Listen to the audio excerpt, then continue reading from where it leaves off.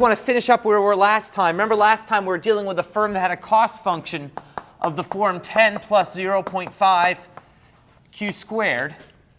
Okay? And if you remember, the key condition we derived last time for proximate maximization with a perfectly competitive firm is that price equals marginal cost. Okay? If you differentiate this with respect to Q, you get that that means that P equals Q is the profit maximizing condition for this firm. Okay, it sets the price equal to the quantity it's going to sell. Is the profit maximizing condition with this particular functional form of the cost function. Now, before we left last time, I said this was not enough. There's one other thing you have to consider, which is the firm shutdown decision.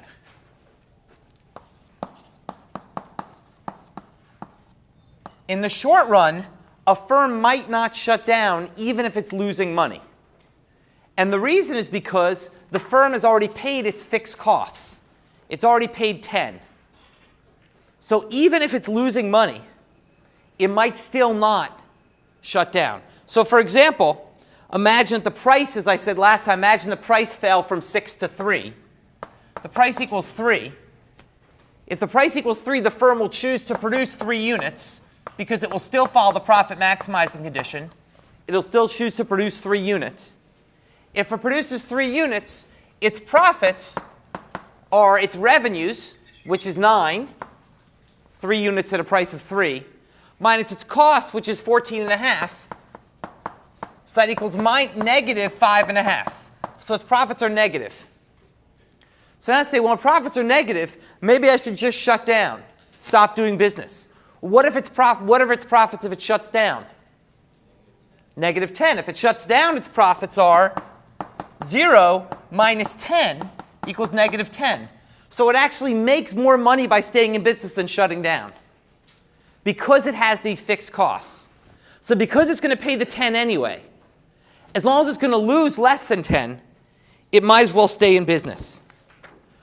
As long as it can cover its, let me just derive for a second, as long as it covers its fixed costs, that means a firm will stay in business as long as its revenues are greater than its variable costs.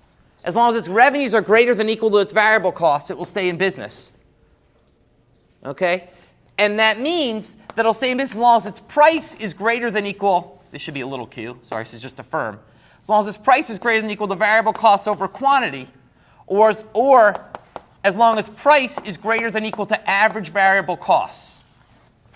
As long as its price is greater than equal to its average variable costs, it will stay in business. Okay? As long as its revenues cover its variable costs, it'll stay in business. And that's saying the same as long as its price is greater than equal to its average variable costs, it will stay in business. Okay? Now, what are the average variable costs for our firm? Well, the variable costs for our firm are 0.5 times q squared. The variable costs for our firm are 0.5 times q squared. Okay?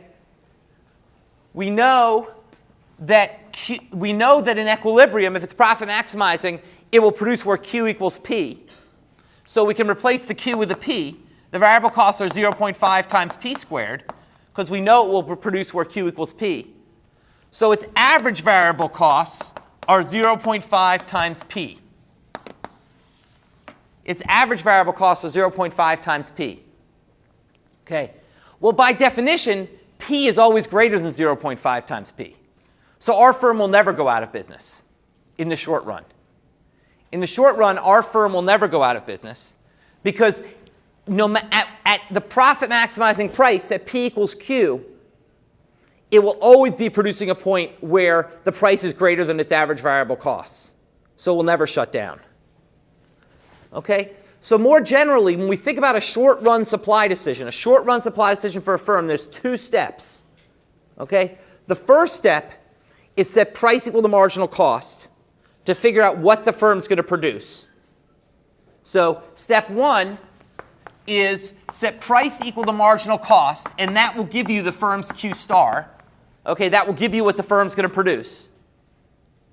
The second step is check that price is greater than equal to average variable cost, because you may solve for an optimal quantity that turns out to be a money loser for the firm, so they'd rather shut down. So it's a two-step process. You've got to first solve for the optimal quantity the firm's going to produce, okay?